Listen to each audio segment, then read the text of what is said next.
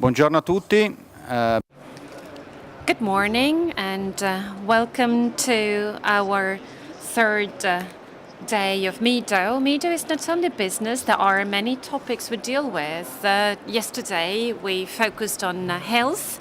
Today we're going to focus on other topics that are important for our industry, such as training and education. Through our society, CERTOTTICA, we are very active in this field, and this is a very important activity which is constantly developing. The data and statistics that we collect and develop have to be properly transferred to companies, and the same holds true for training. Thank you very much for being here with us. I will hand over now to Christian, and we're going to have 2 hours of very interesting presentations, and Christian will go through the agenda for today. Thank you, Mr. Chairman. Thank you very much, and thank you to Giovanni Vitaloni, and thank you to ANFAO and Mido for the steady support to CERTOTTICA. We are always honored to be here at Mido, and we are very glad. So again, we are very honored to be here at Mido to describe our activity. CERTOTTICA is the Italian Institute for the Certification of Eyewear, but it is not only testing and lab activities, it is also training and education and regulations, so support and assistance to companies for internationalization and distribution of products. We cannot but focus on today's topics, Proposition 65 and the novelties introduced by the REACH regulations that is continuously being developed, as you all know. That's why we decided to invite some outstanding speakers. Thank you very much, Ashley Mills, Chief Executive Officer of the Vision Council America. In a couple of minutes, Michele Checchin will join us too from the REACH Center in the region of Veneto at Newco. And our chairperson is Graziano Marusi. He is the coordinator of the ANFAO Technical Commission on Sunglasses and Protection. I just would like to thank ANFAO for their activities. Giuseppe da Corta, for example, who is in charge of the ANFAO Technical Commissions on behalf of CERTOTTICA. And then Enrico Torni, representative of ANFAO. And I also would like to greet you on behalf of our president, CERTOTTICA President Luigi Botto. So thank you very much, and I wish you a profitable session this morning. Thank you.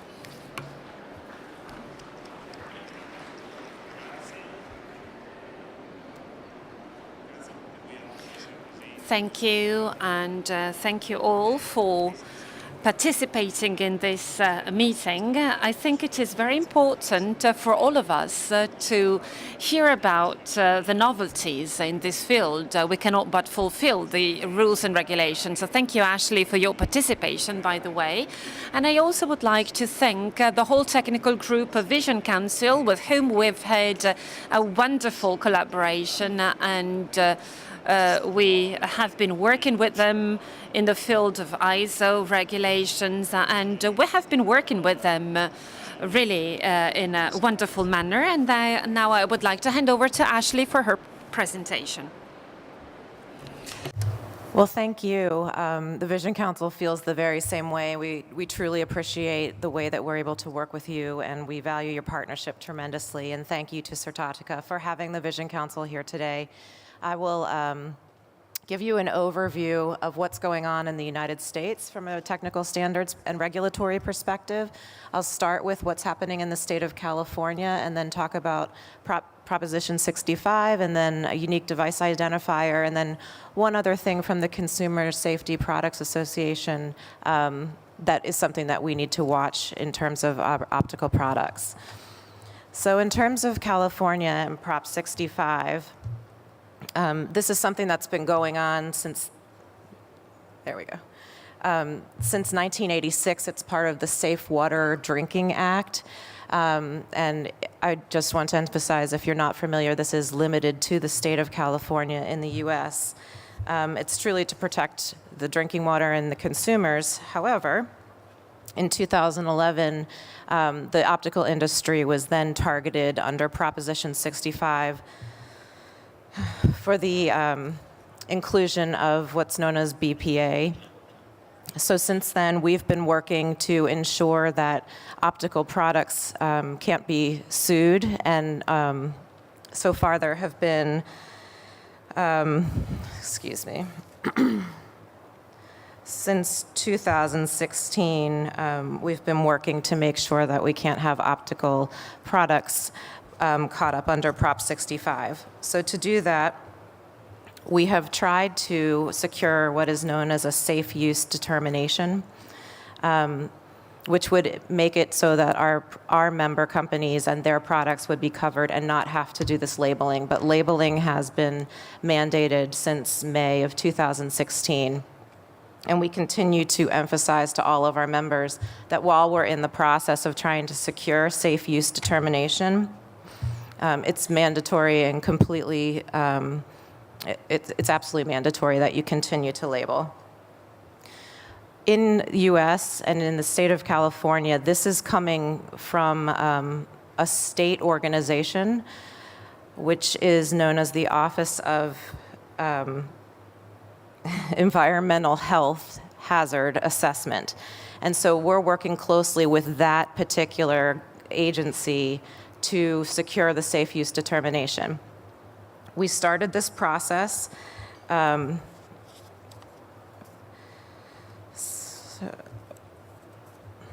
I'm a little behind. So we started this process in 2016, working with the association. I will call them, the abbreviation is OEHA. We've hired a lab, and we've done several rounds of testing, and all of the information that's come back has ensured that the level of BPA that migrates into the skin on any range of over 100 different optical products, from frames to lenses to nose pads, is well below the threshold that's allowed for under the Proposition 65.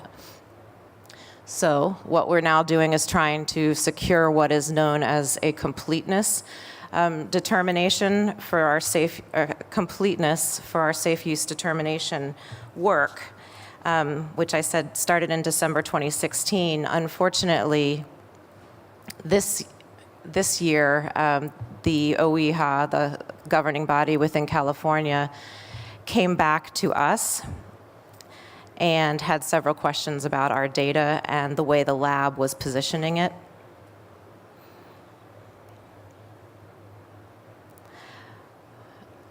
So as a result, we are now working with our lab to answer their questions. But one of the main questions and the challenges, we thought we had been so incredibly comprehensive in our testing that we tested over, you can see, 130 eyewear products that covered everything that would possibly touch your face. And we thought, in being that comprehensive in nature and also applying the strictest standards, when we came back well below the threshold, we thought we had really done our due diligence. And in fact, California has questions because of how broad of a range of products we are testing. You can see here what the level is, well below what they call safe harbor. So we feel like we have very safe products. However, while we go through this process of working with OEHA to answer their questions and working with our lab, it is still incredibly important that our members continue to label. And again, this is limited to the state of California. So, of course, we'll update you. I know you're following very closely, but we're really in the process of trying to answer their questions in a satisfactory way so that we can get this completeness determination. And that was most recently in May of this year. So in addition to the Vision Council's efforts on trying to secure safe use determination, in the meantime, California has changed the labeling requirements for Prop 65, which are still completely mandatory to follow until we get our safe use determination. But you can see on the screen, this is how incredibly specific the labeling has to be. So it has to include the warning sign that you see, and then you also have to spell out exactly what the potential harm to the consumer might be. In this case, with BPA, it's harm to reproduction. We're telling all of our members, you absolutely must do this in California by August 30th of this year. There's certain deviations depending on whether the label is going directly on the product or if it's on a hang tag. You do have some flexibility and maybe an abbreviated warning, but as you can see on this screen, this is an example of what the abbreviated warning would look like. And it includes directing people to the consumer to the Prop 65 website to read about what could happen to them if that product comes in contact with their skin. So incredibly stringent and incredibly important in California to make sure that all products are labeled as such. The next topic I'd like to update you on was the unique device identifier. We worked very closely with the Food and Drug Administration over the last several years to exempt lenses, prescription lenses, from having to label separately as a unique device identifier. So the Food and Drug Administration within the federal government, this is now federal across the US, not just California like Prop 65. So in April 2016, we found out that we were granted exemption for lenses, or lens manufacturers. The reason being the lenses did not go to the consumer directly in one way that could be labeled. They were then altered and changed by the optical lab, and as a result, we were able to gain that exemption. When we got that exemption, which of course we were very, very excited. In fact, we think that we're saving our lens members $10 million a year in compliance costs because of this exemption.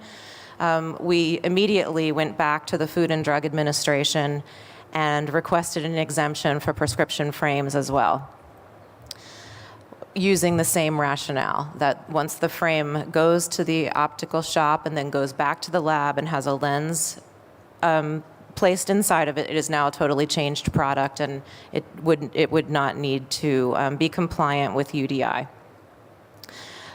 So one more note on UDI, just because the Vision Council is based in Washington, and that's where we focus much of our work on behalf of our members.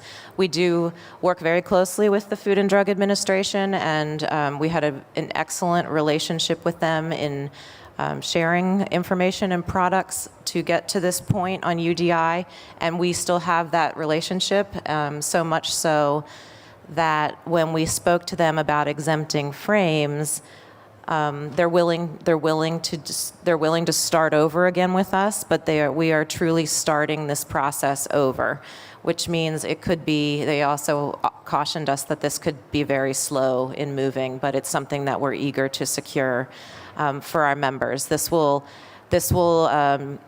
will never be able to get an exemption for over-the-counter readers and Plano sunglasses, but prescription frames, we're still hopeful that we'll be able to work to get this exemption. So one other thing that's on the horizon for optical in the US right now is the Consumer Product Safety Commission, another government body, federal level, so the whole US. They started enforcing a rule in 2018 focused mostly on children's toys and the chemicals that could be in those plastics and anything that could be placed in a child's mouth. We are not regulated. The optical industry and optical products, Class 1 medical devices, aren't regulated under the Consumer Product Safety Commission. We're regulated under the Food and Drug Administration. However, where this has implications for optical is in any kind of accessories or cases that would be marketed or sold with eyewear and optical products. So it's something that we are watching very closely, and it will have some kind of an impact on our industry, but not frames and lenses specifically. So that's our update from the US. And I'm happy to answer any questions or turn it over to you for reach. Grazie. Non so se Thank you very much. I don't know whether Mr. Checchin is here. He's about to arrive. So maybe if you have questions, we could sort of take advantage of this moment for questions regarding the Prop 65 and the US. Do you have any question?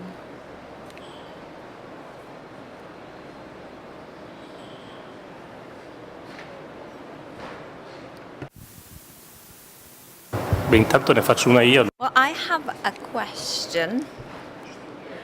To clarify on the UDI, many products probably will be exempted. So it seems to me that what will be there is only sunglasses, right? That probably will be under that UDI obligation. Sunglasses and over-the-counter readers that ship directly from the manufacturer and aren't altered. Va bene, grazie. Domande? Okay, thank you. Questions?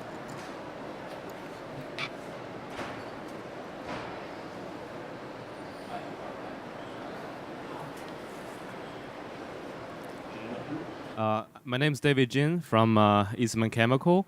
I think me and my colleagues want to understand more about the UDI requirement. What is that? That's part. Yeah, if you can explain a little bit more, that'd be great.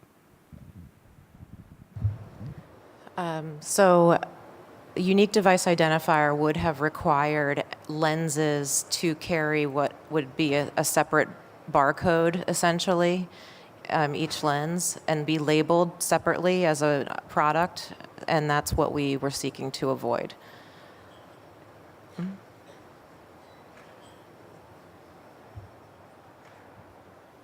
Altre domande?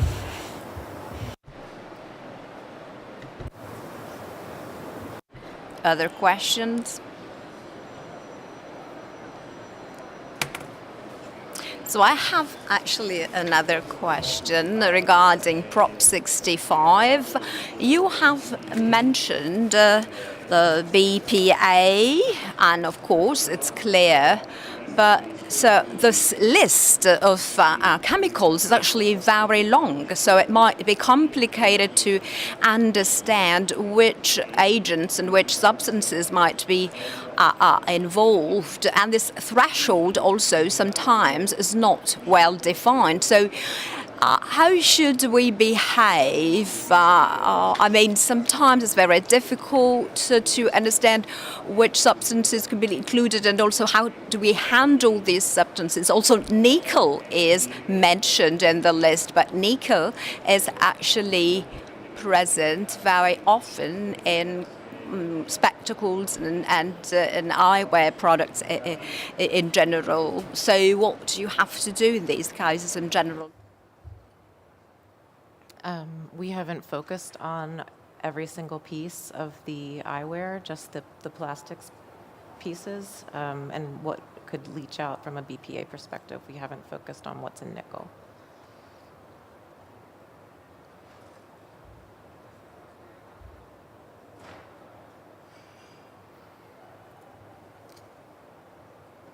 Hi, Valeria Milani from CERTOTTICA Comotech. I was just wondering, since you are in very close contact with the people in the States about this Proposition 65, in your opinion, are they moving towards a definition of a clear level of the BPA so that by the 31st of August we will know exactly when we have to declare and above which level we have to label and below which level we can avoid it? Thank you. So the safe harbor level is 3 micrograms, and we're significantly under that. However, without the safe use determination, we still don't have recognition from the state that they're not recognizing that we're below that threshold yet. So if we are able to secure the safe use determination, then I think we would know if you're below the safe harbor level, you are safe or you are clear, but for now, everyone has to label. Sì, se posso aggiungere a quello che I would like to add regarding what Ashley said. Only the release and the contact with the skin is actually mentioned, but there's no test method that is envisaged specifically. So it's hard to determine this release of the substance on the skin. And this is what the Vision Council is actually doing. They're really committed in showing that that we are well below the threshold, the safe harbor limit. So this is what we're doing, trying and show there's not just a simple test method that we could use, and we say we measure and this proves that we are below this threshold. So still we don't have this simple method, so you need to make a very complex study, and this is what the Vision Council is doing, trying and have also something that is valid for the whole industry, if I'm not wrong.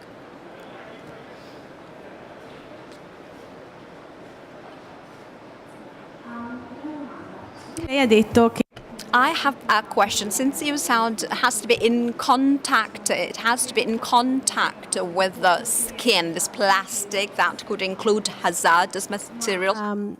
se per esempio c'è una But, like, if we have an inlay containing BPA, but silicone or the external material PVC is not containing BPA. So since this component will be within the product and not in contact with the skin, then we could presume that there's no release. Otherwise, I will have to put a label in. Is that correct? Does it make sense? Unfortunately, that is correct because it's part of the product.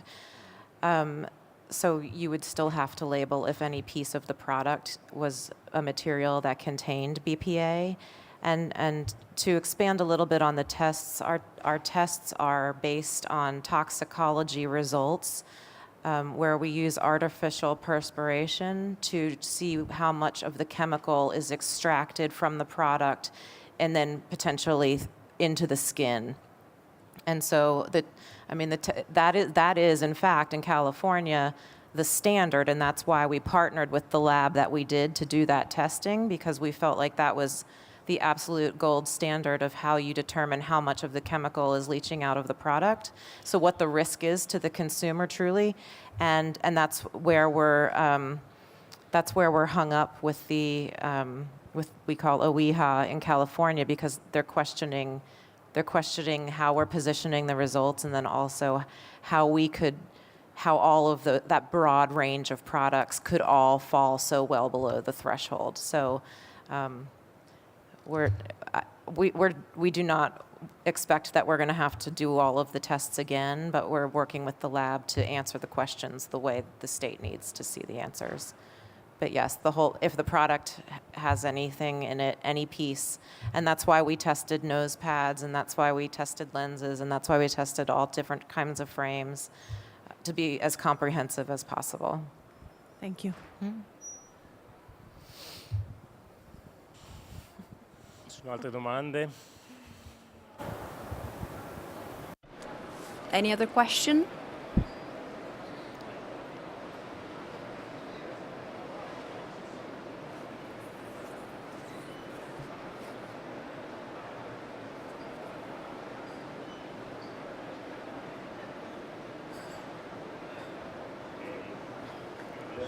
So no further questions. We thank you very much for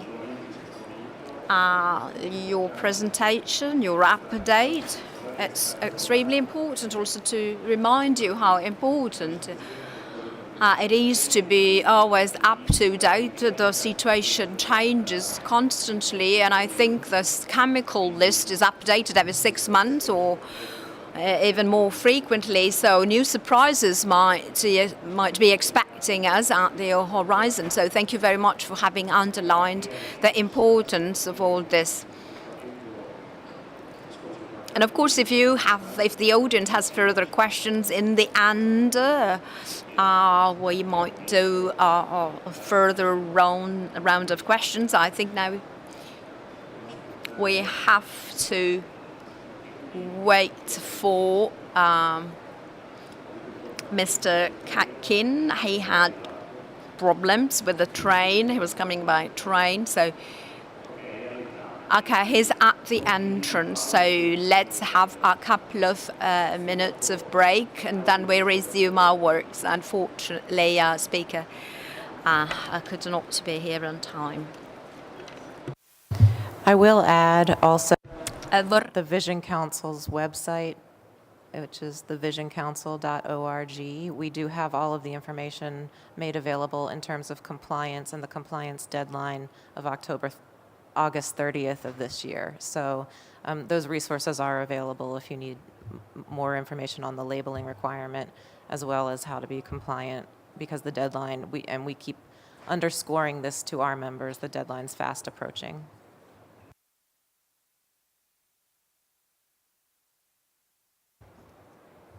Sì, magari aggiungo.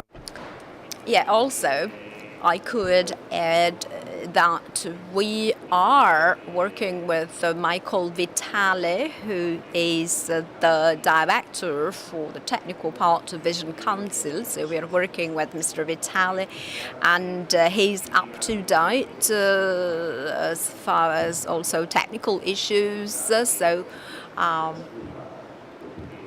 hopefully we can also, through CERTOTTICA or through ANFAO, or starting a dialogue with him, and so we also have the opportunity of making questions to him so that he can keep us up to date on all this.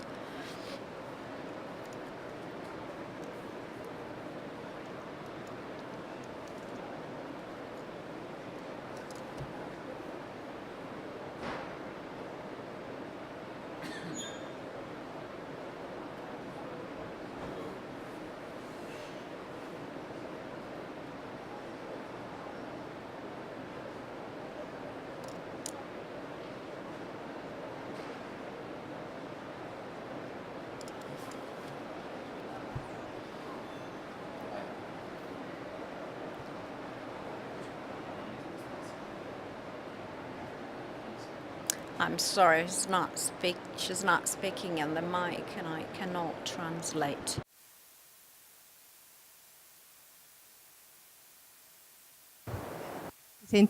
Okay.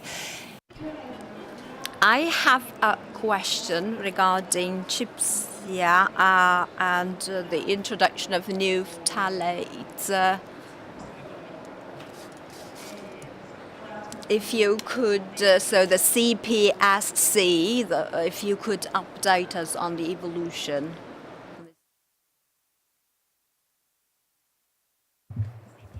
The Consumer Product Safety Commission, certainly, and there is a long list of chemicals that they're targeting as well. Which I probably can't pronounce, but they started enforcing this in April, or they will enforce this in April of 2018. And it's really focused on children's toys at this point. So what we're watching is if it's starting now for children's toys, it will, I'm sure, expand to other products. Like I said, we're not considered underneath the Consumer Product Safety Commission. It's really anything that could be in a child's mouth at this point. So where we think that this could become an issue for us is if the FDA, which is another regulatory body separate from Consumer Product Safety Commission, if they start to get involved and follow this list and apply it to optical products. But if I'm not mistaken, that's not currently happening, but it's something on the horizon that we're keenly following, because it could very well have implications for optical product cases, the accessories, chains, etc.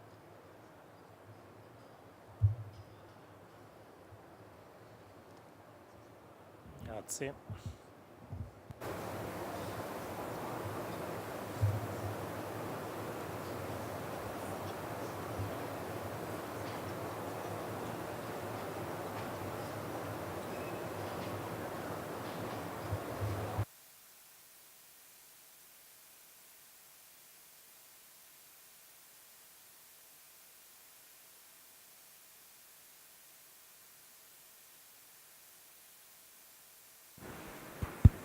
Sì, se posso dire qualcosa in...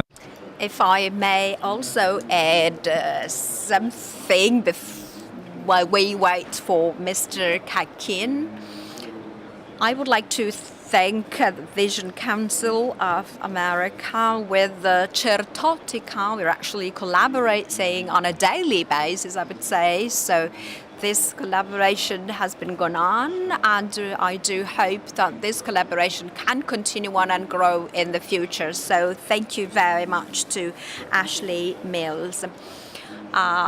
I am not a technical person, but CERTOTTICA is carrying out a project on bisphenol A release since it was included in the candidate list for REACH. It's an important project, and it's been financed by the Veneto region also.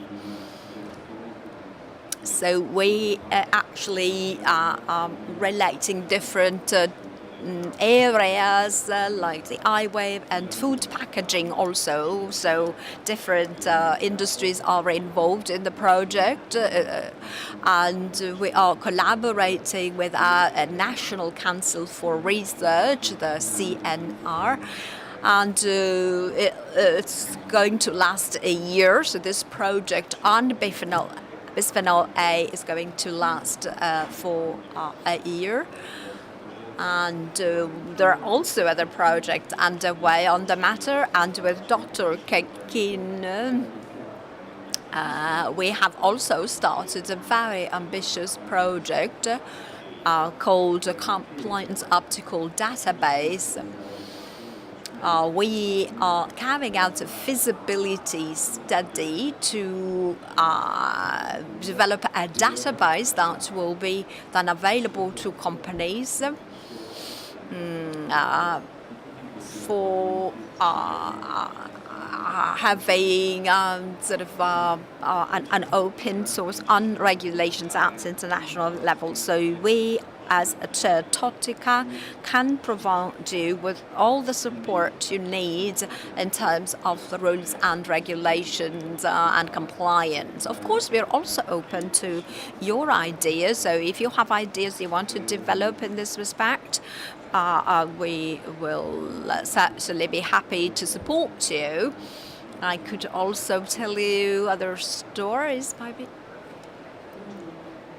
Good morning. Good morning. Well, we mentioned phthalates, but as what regards lead on CPSC,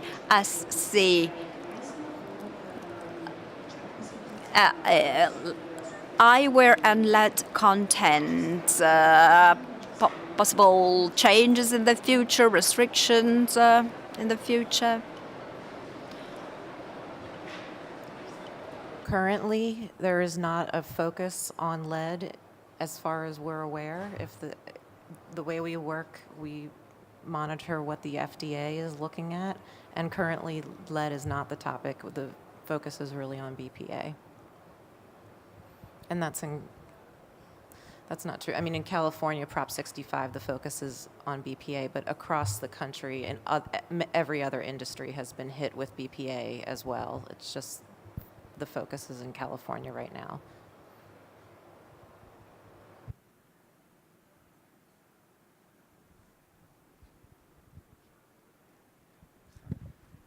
Hi, I have a second question. So I guess for BPA, it's only related to PC product, like lenses or frames made of polycarbonate, but not say, for example, amorphous nylon. I was wondering, under the current situation of this Prop 65, did you see a rise of alternative material to replace PC, or what's the industry are looking in addition to fighting this regulation? How about the new material front? Thank you. There certainly has been a rise in seeking out other material, but as you well know, polycarbonate is such a key component of eyewear, so I can't imagine how quickly we could rotate it out of all products. So I mean, we would like to just continue to be able to prove that our products are not harmful and well below the threshold.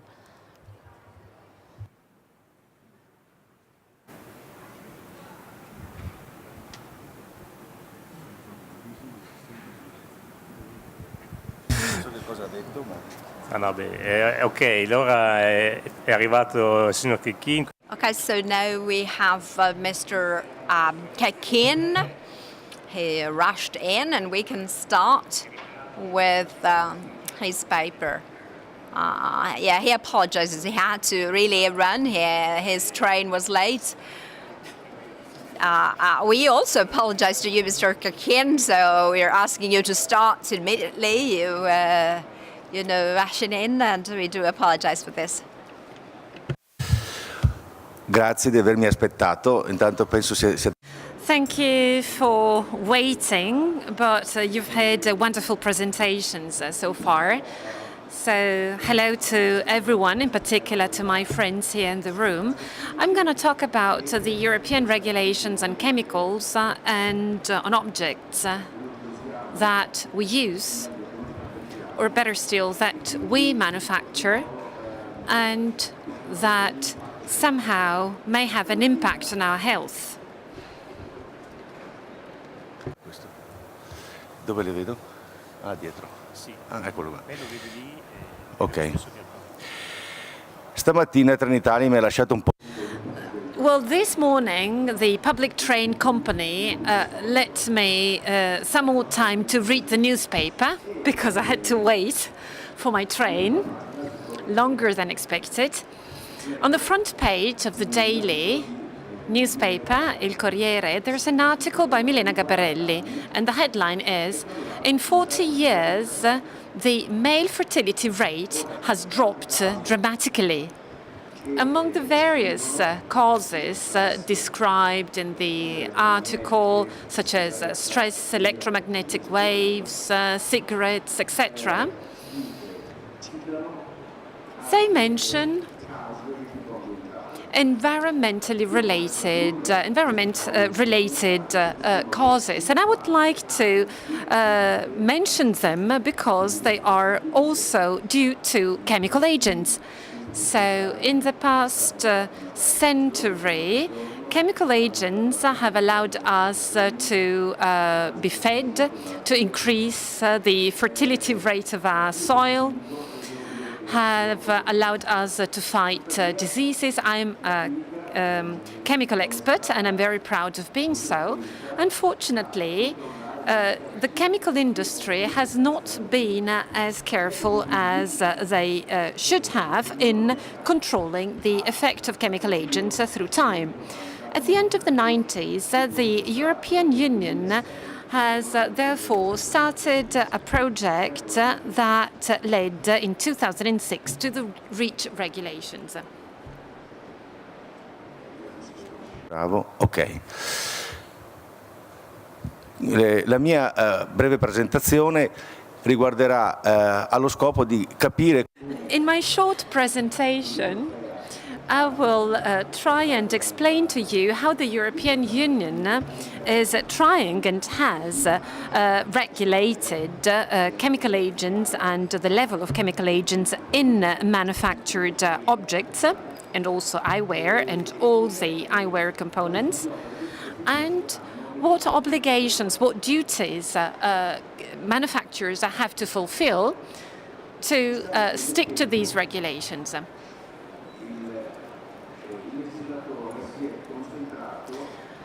The legislator has focused on the chemical agents during manufacturing or during import, and less attention was paid to the processing, transformation, or to the embedding of a chemical agent into an object. So once a chemical agent is used to manufacture a product, well, that chemical agent is subject to law regulations. But this is not the case if the chemical agent is added afterwards or processed. Through time, certain impacts on citizens and on workers have led to health and environmental problems, as we all know. What did they do? Well, fast forward, let me rewind if I can.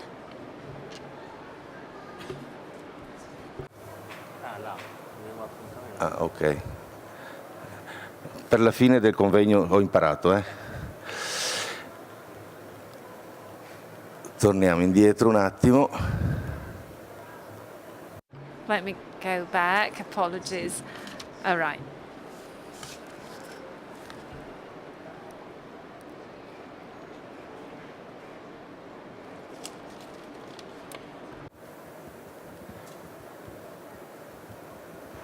Eccoci qua.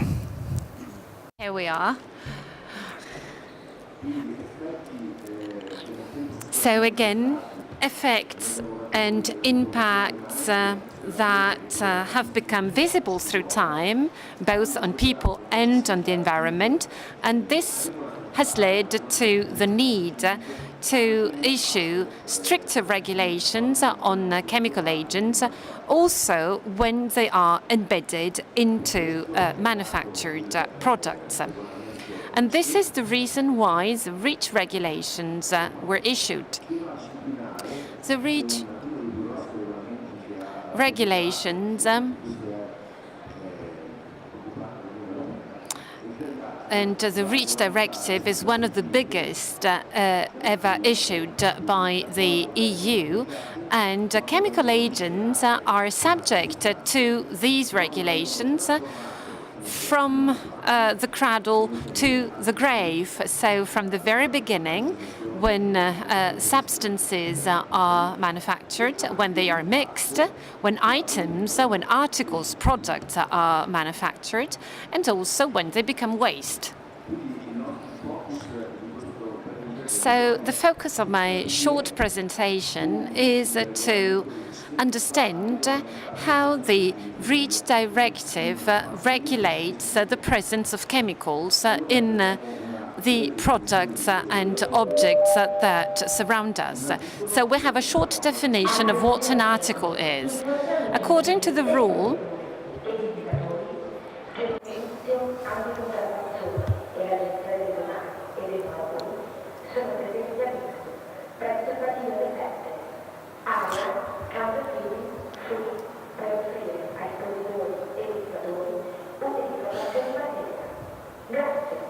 Eccoci, adesso che abbiamo imparato anche questa cosa andiamo avanti.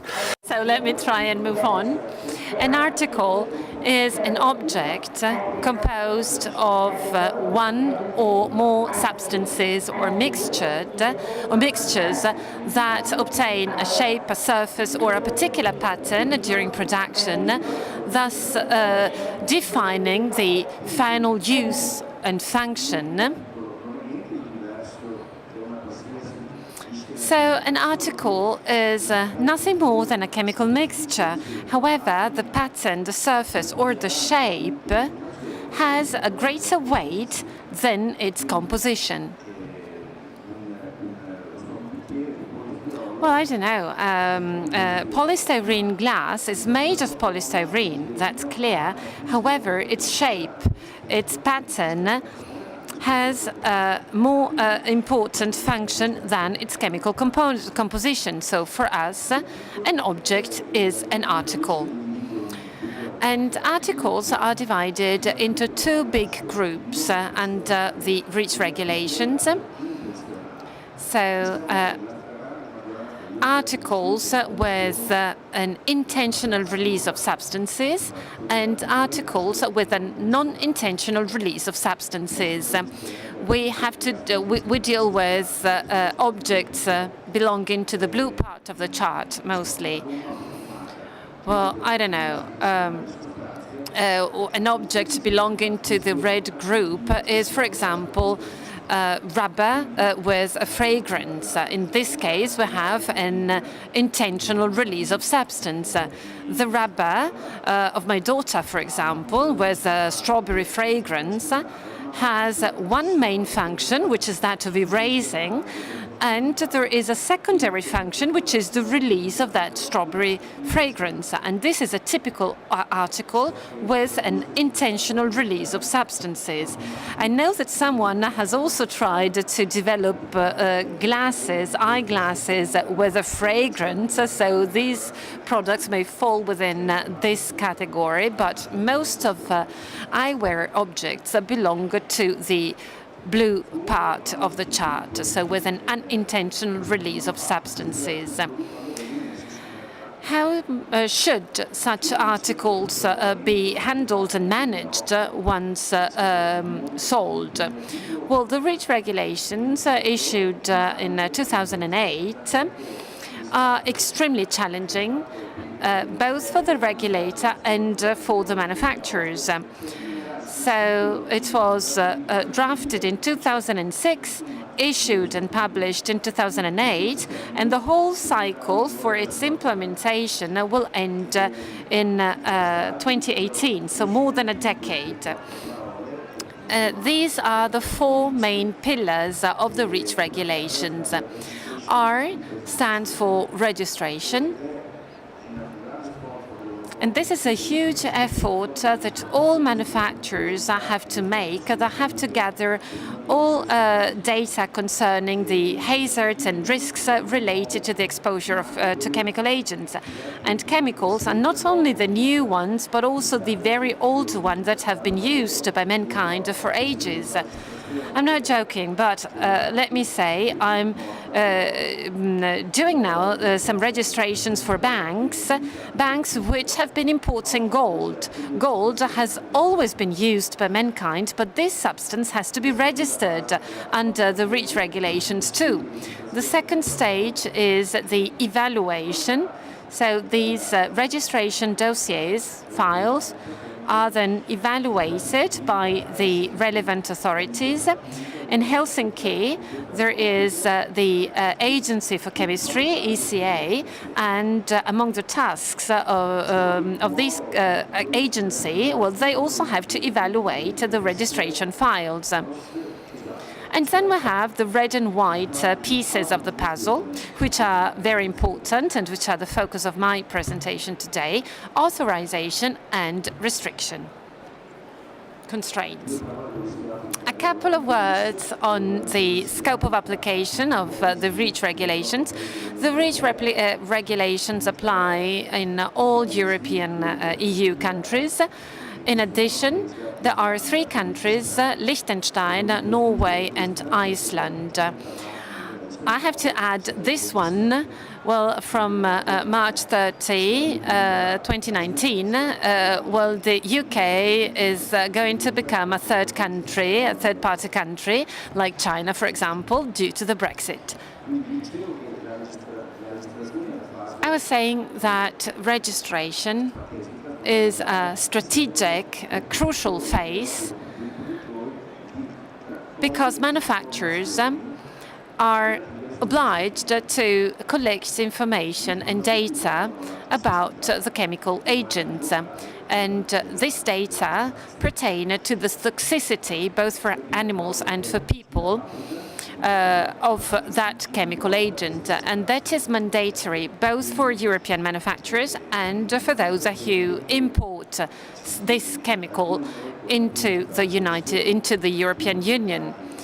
There are some substances which are no longer produced in Europe because it is no longer cost effective, or there are new chemical agents that are manufactured only in other parts of the world and that we must import.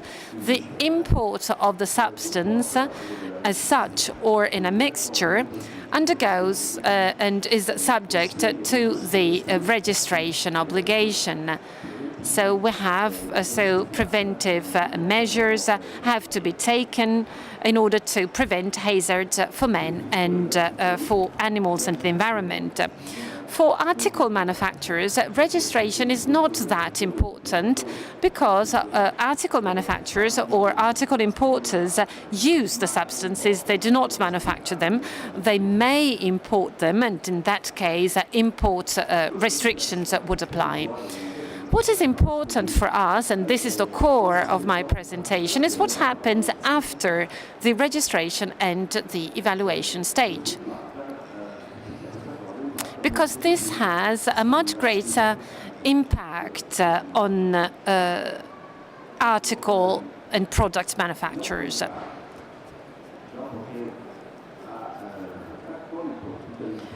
Once data and information on chemicals are collected, well, the authority provides for authorizations or restrictions.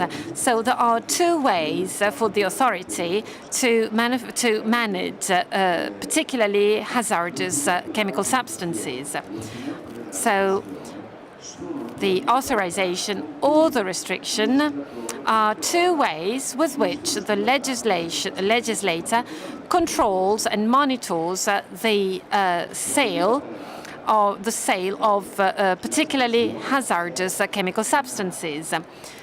So authorization on the one hand is a pretty old way to control substances. So it was introduced in the 60s, in the 1960s, and was introduced again when the REACH regulations were implemented. Restrictions are new. So when should authorization apply and when a restriction should apply? The authority monitors chemicals through restrictions when the condition of the substance are well defined and well controlled. In other words, when through targeted measure the hazards linked to that substance can be properly controlled. The authorization, on the other hand, applies when chemical substances have a much broader use, a much more massive use. Hence, they cannot be controlled in a targeted way. Therefore, the authorization applies in this case. Both mechanisms are very different from each other, but they share the same goal, that is that of controlling the amount of chemical agents within products and within the European market.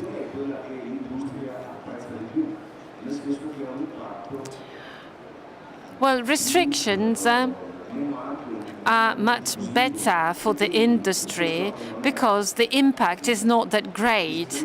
So everything which is not restricted can be done, in other words. The authorization instead is exactly the opposite. So that substance cannot be used any longer unless you apply for an authorization and that authorization is granted by the authority. So the two mechanisms are completely different from one another.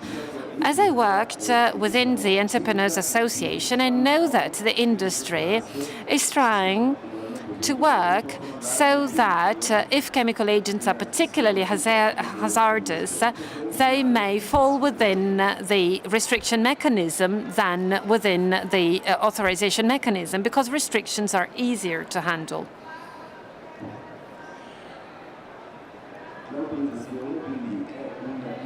The authorization is a well-defined list of substances. There is, in other words, a positive list of chemicals.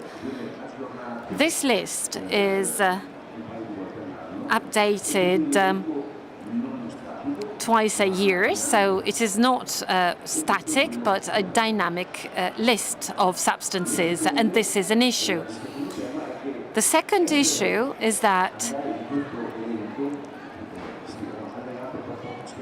well, this is the list, which is the attachment number 14. And if you fall within the framework of that list, you can no longer use that specific chemical unless you apply for an authorization and that authorization is granted. Well, clearly enough, this application is extremely expensive and extremely burdensome, as plenty of data have to be provided in order to obtain the authorization. Well, the goal is, of course, that of removing that chemical agents from production, because it is extremely dangerous, and so authorities no longer want this substance to be present within the domestic market. This authorization may be granted, of course. It is granted, however, provided that there are justified reasons for its use. So provided that no alternative molecules are available, reaching to the same technical results, provided that benefits are greater than the disadvantages due to the absence of that substance. So in other words, it is extremely difficult for the industry to obtain such an authorization. And should an authorization be granted, it is limited in time. So the problem, in other words, is simply postponed, put off. And this is now leading the European industry to substituting hazardous substances with less hazardous substances, is leading the industry to develop more intelligent formulations. But it has a huge impact, especially where no other performing molecules are available.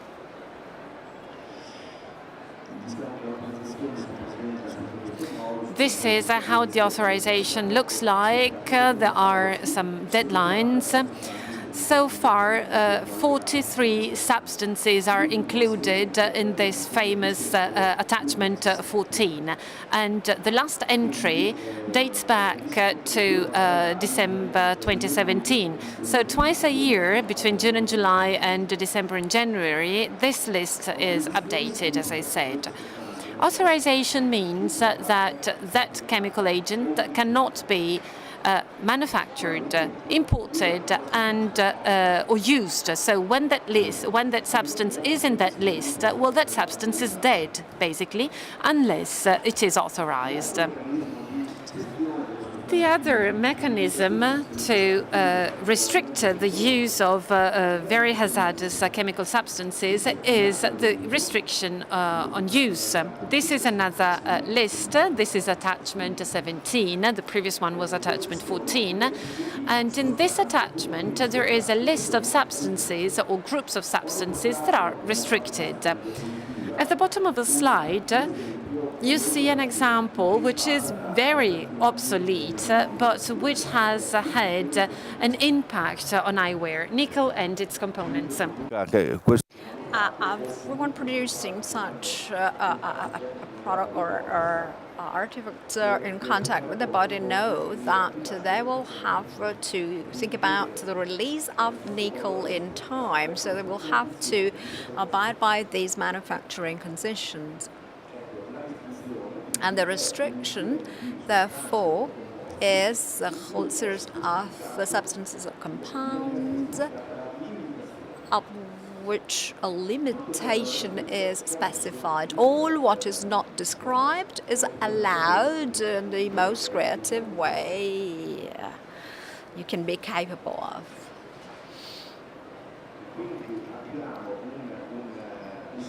So what we have is like a dual system where chemical substance control is carried out through these two mechanisms, authorization and restriction. I would like to go back to the authorization element to introduce you with another important element having an impact for the eyewear industry, the candidate list. What is it? Well, it's a list of substances that are candidate to enter the authorization mechanism. So from the time when the substance is identified till it gets into this authorization stage, you have this stage of being in the candidate list. So only those candidate substances will become, and not all of them, will become authorized substances and will be then listed under Annex 14. Now, this is important because for those substances that are listed in this candidate list, there are some obligations. When they enter in this list, then these obligations start. And in particular, we have two obligations.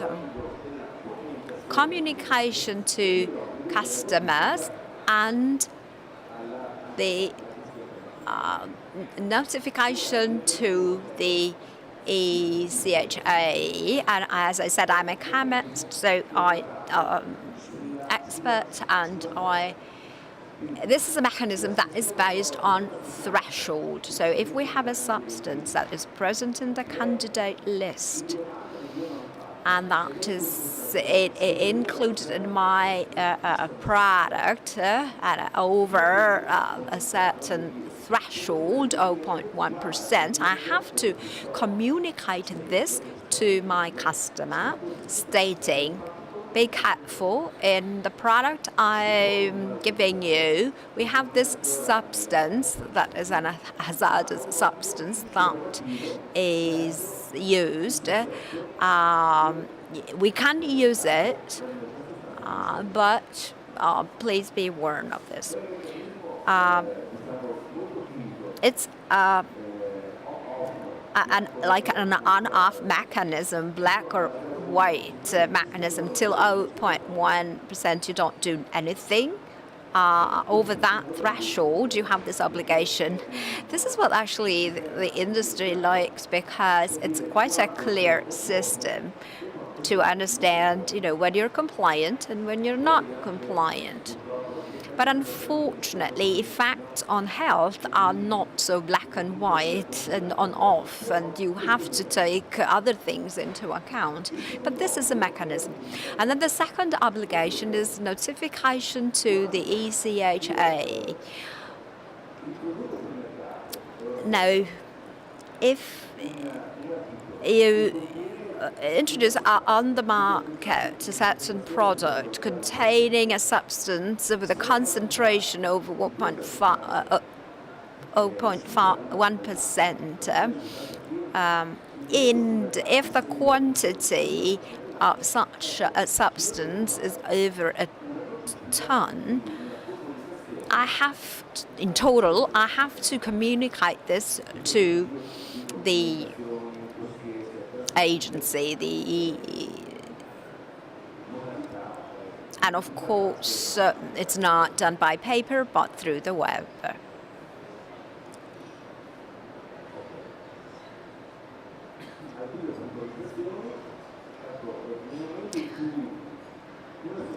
And if a substance enters this candidate list, then I'm obliged to communicate to my customers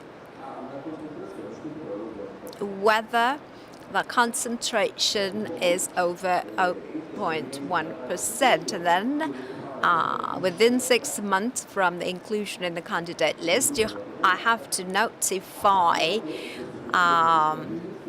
ECHA if the total amount is over 1 ton of this substance.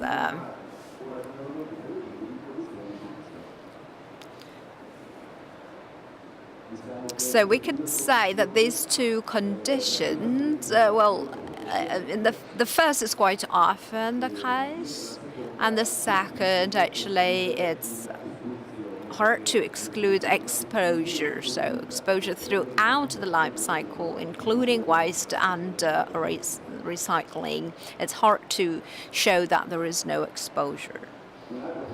And also another interesting aspect is that communication to customers. So when you put on the market a product that contains that substance with a concentration of over 0.1% is independent from the number, from the quantity of products that you sell. Even if you sell just one piece of that product, you have to communicate to customer.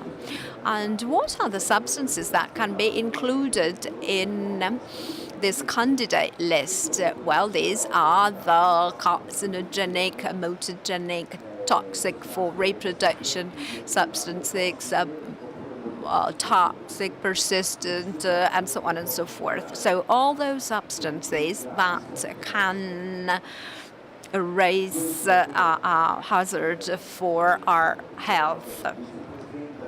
So here is what you see and the agency website, so the name of the substance and the date of inclusion. So 181 substances are now listed. Actually, not all those in the candidate list then become authorized substances. And here you see, this is the last inclusion on 15th of January 2018. Also, another debated issue within the European Union is the following. This 0.1%, so 0.1%, but is this calculated on the object we give to consumers, like, for example, a pair of glasses? Then this 0.1%, should it be calculated on the weight of the product I'm giving you, or if it's just in the, like, I could give you a nose pad has a spare part, and so we need to calculate this 0.1% on this little part. So there has been a debate with then a decision on the part of the Court of Justice. So when the article, so you have to calculate this 0.1% on the simple part, simple component. Also when it is assembled in a more complex article. So if I have afterlate on the nose pad, I'll calculate this 0.1% when I'm selling it as a spare part, or when I'm including it in the pair of glasses. So it's actually, in the second case, is more complex, because you will have to calculate this percentage always.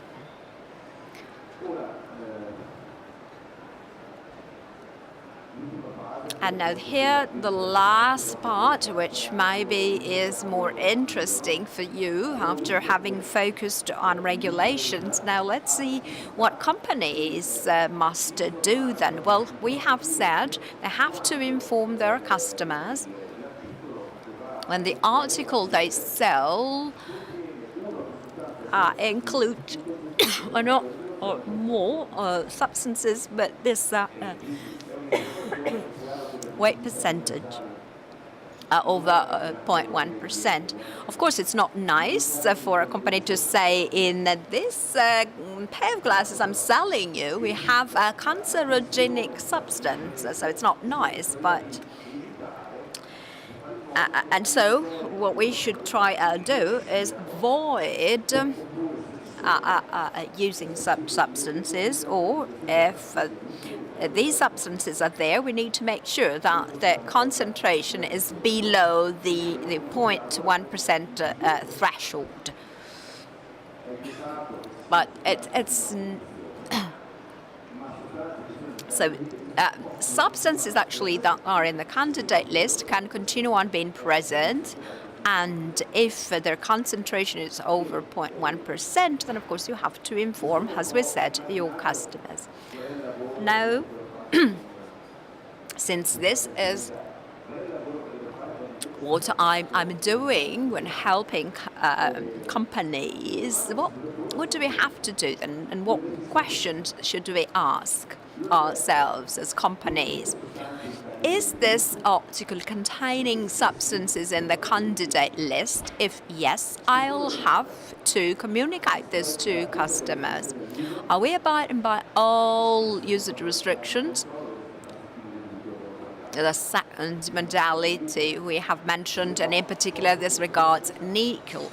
If not, I can launch the product on the market. And also, is the product safe for consumers? If not, this means that we are not abiding by the consumer code. And then there are also other regulations that might have an impact on my object. In particular, I should ask myself, are there other specific regulations regarding and affecting my product? Like, is this a product for children? Is this a personal protection device? And then also, is it to be sold on the international market? Have we then tracked the regulations and rules that are in force in the outlet country? Because of course, as we have heard this morning, in the case of with the case of the US, of course, you have to abide by the rules in place on that market. So these are the questions that a company should ask itself. And of course, we know that big companies will have those exporting, especially those big ones that export a lot, will have to make sure that their product can be sold on all markets. And so you might understand that it's quite a complex activity, this compliance activity that these companies have to carry out. And then, we now focus on the organization, because abiding by all these requirements is not so easy. And also think about how sort of dynamic the situation is. Changes are applied every day, and also there is an increase in the number of substances included in the list. So what is okay today might not be so tomorrow. So we have worked together with some companies is the organization. So you need to set up a proper organization to tackle all this. And you might say, well, maybe to be compliant, I should just carry out a test on my spectacles, and I check the non-authorized substances, but it's not that easy. And as I said, I have worked in different chemical labs. And when I work with our companies, always say it's not just a matter of carrying out an analytical test. This is just one of the pillars, one of the legs of your table, because this analytical test has some limitations, because your article, your product could be very complex, and so you have a problem of metrics and representativeness of the sample. And then these tests might give you just an indication on the existence of some groups of substances, but then you will have to identify them all one by one. In the past, they were just a few, as I said, but now this list is getting longer and longer.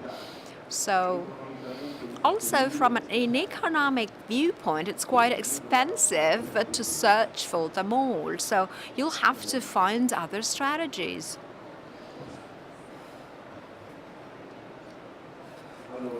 So first of all, we need to be well organized from a strategic viewpoint, and this means involving all departments in the company dealing with the production of the spectacles. And I mean, therefore, research and development, purchasing, sales. So each function is important and plays a role.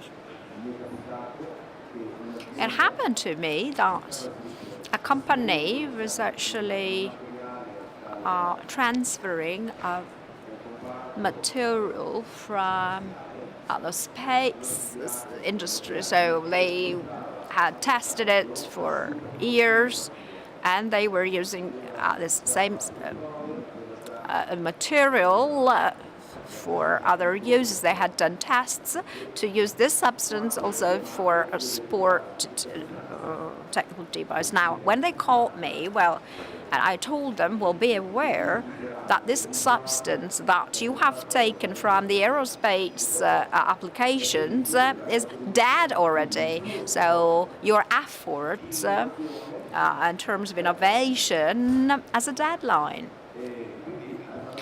And so they lost 3 years in terms of research. So they were trying to use this substance that was used in the aeronautics for other purposes. So it's important that all functions, as I said, not just those dealing with the product compliance, but also those dealing with purchasing and research and development, are involved and engaged in this sort of monitoring supply chain for chemical substances. I also work for the Entrepreneurs Association, and we have helped out many companies. REACH was considered a tool, and we thought that this regulation had an impact only on chemical companies, but actually I have worked with many companies that are not in the chemical industry, but of course they use chemical products and substances for producing and manufacturing their final items.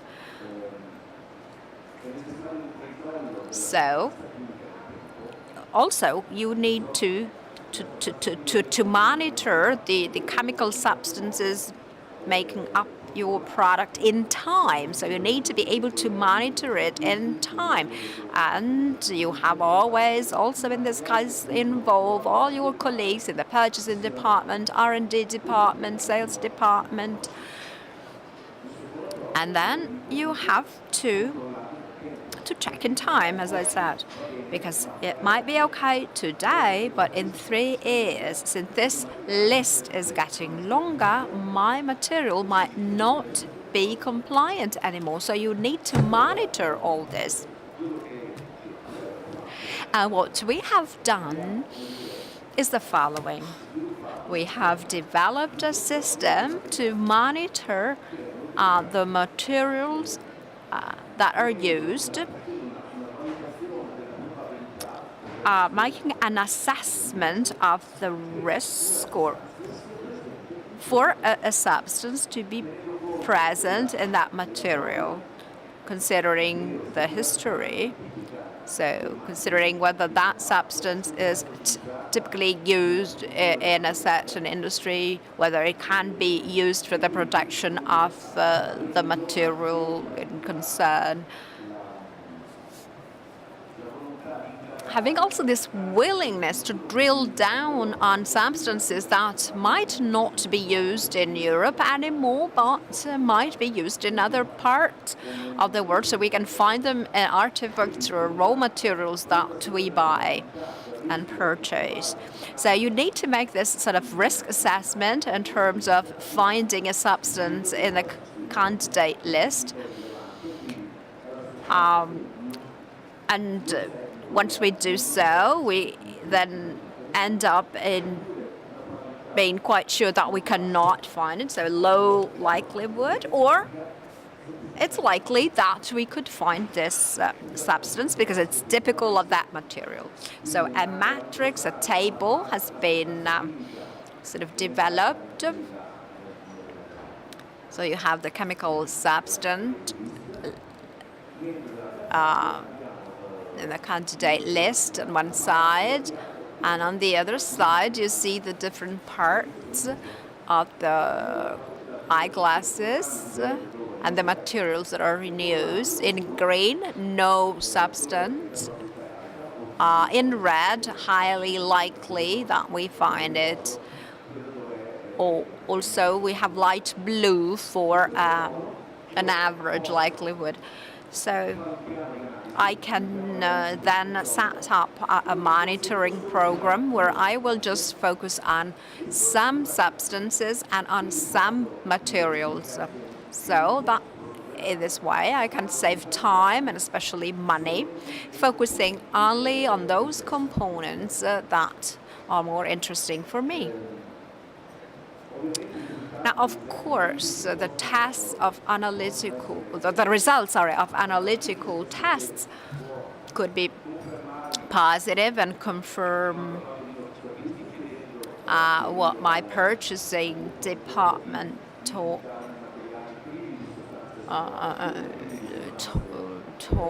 me. So even though I asked for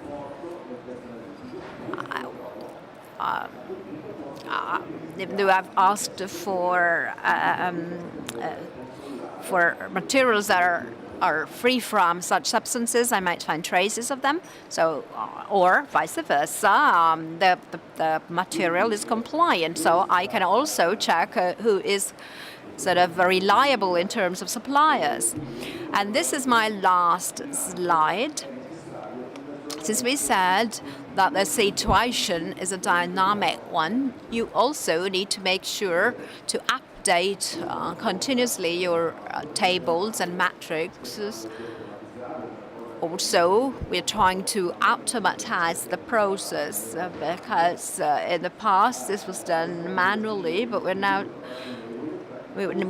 trying to automatize the whole, keeping control of the whole supply chain, so as to reduce the risk for the company down to the minimum.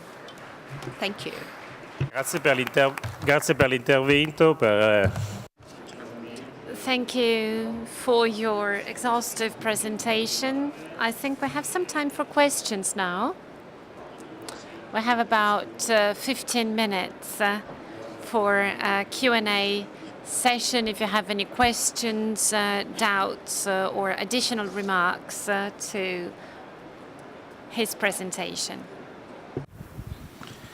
Buongiorno, volevo fare Good morning. I have a couple of questions about the registration processes.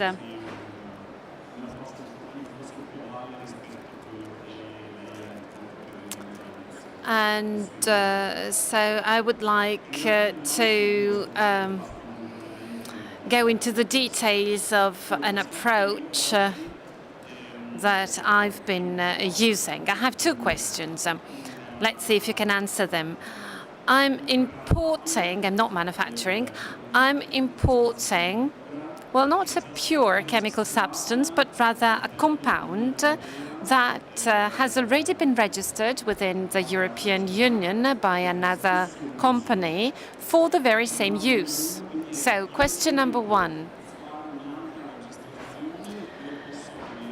Do I have to make another registration, or can I use the existing registration? Second question.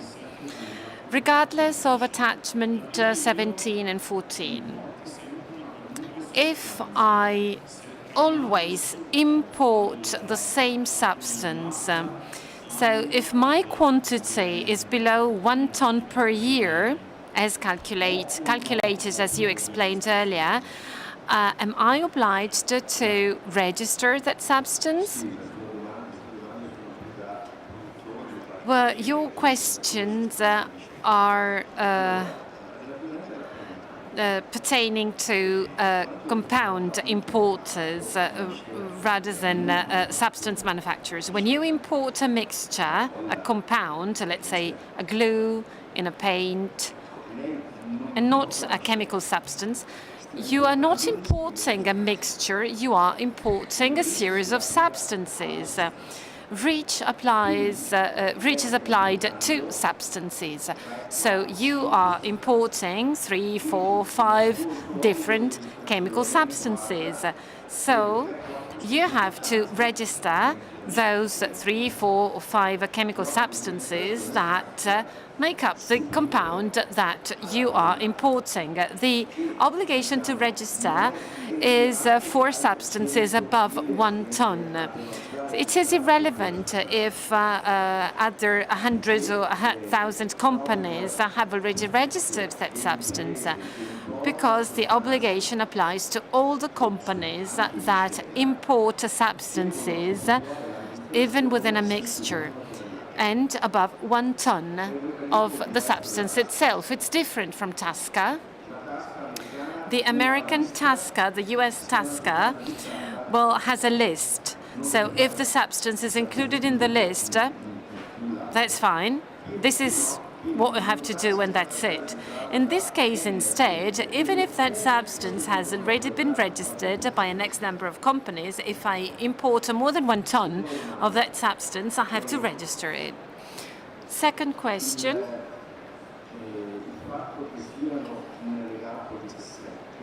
Well, the fact that the substances are included in attachment 17, well, this is irrelevant for import purposes. I can go on importing it because, well, one use can be forbidden or restricted, but I can import provided that no more than 1 ton is imported.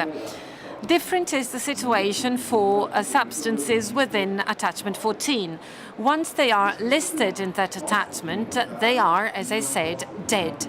I cannot import them, I cannot manufacture them, I cannot use them any longer unless I have the authorization, as I explained earlier. So for substances within attachment 14, import is forbidden, manufacturing is forbidden, and use is also forbidden, except for residual quantities. However, if the sunset date has exceeded, you can no longer use it in any case. Thank you.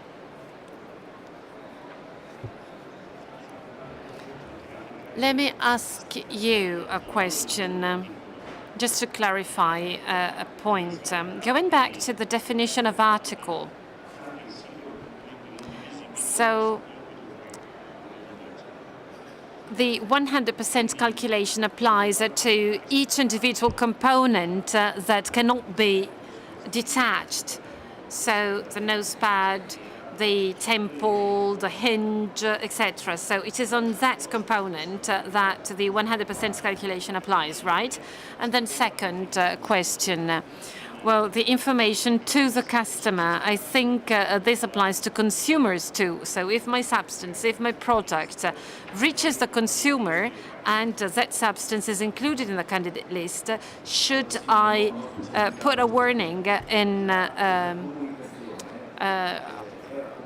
the instructions for use? Well, this information is mandatory in a B2B scenario, so among companies. However, when I sell a pair of glasses to a consumer, so in a B2C environment, that information is no longer mandatory.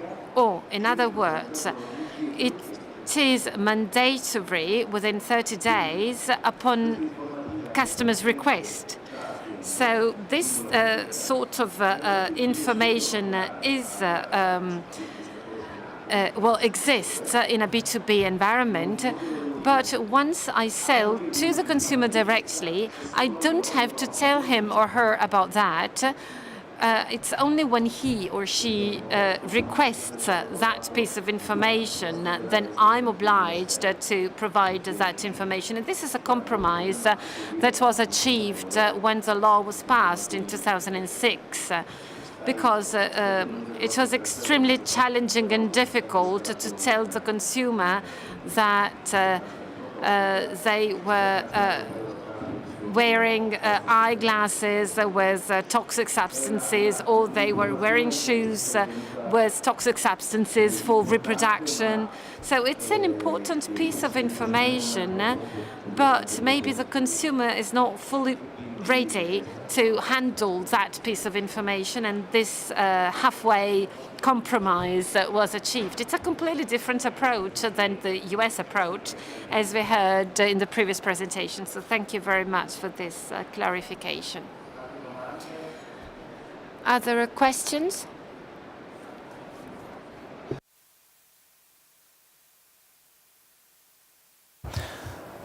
Niente, se non ci sono altre domande. Well, if there are no further questions, I think we can close this session. We would like to thank the speakers for the very interesting presentations, for the inputs they have given to us in order to further develop these topics. So as we heard, both from the US and the European presentations, well, this is a situation which is being steadily updated, because so we've heard the list is updated on a regular basis, both for Prop 65 and for the REACH regulation. It's a huge work, and it is very important to keep in mind for companies.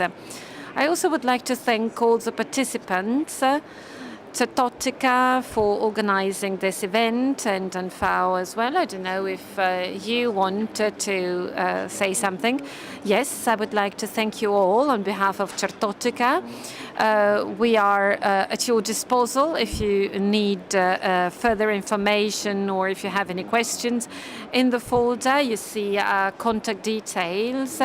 If you call us, the head of sales will answer your questions. So thank you very much, and see you next time.